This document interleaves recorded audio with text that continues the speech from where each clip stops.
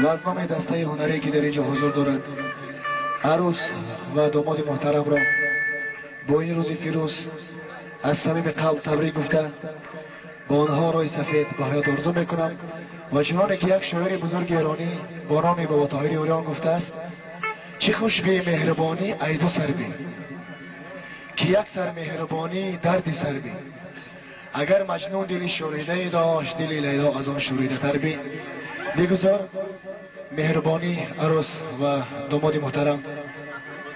از یک سر نیمو از دو سر باشد و چنانه که تاجیکان ما میگوید خوشپیر شود راه سفید به حیات و کمی دیر هم شده باشد از دوستان از خلق اینجا از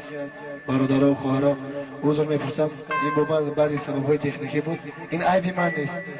و من حرکت میکنم که امشب این گناه خود را در نزد شما با ترانه های خود عوض کنم و عروس و داماد محترم به شما اجازه داده میشود که در جاهای خود نشینید و بزم ما ادامه مییابد. دوستان عزیز به شما تعبیر خوش آرزو میکنم. سلامت باشید.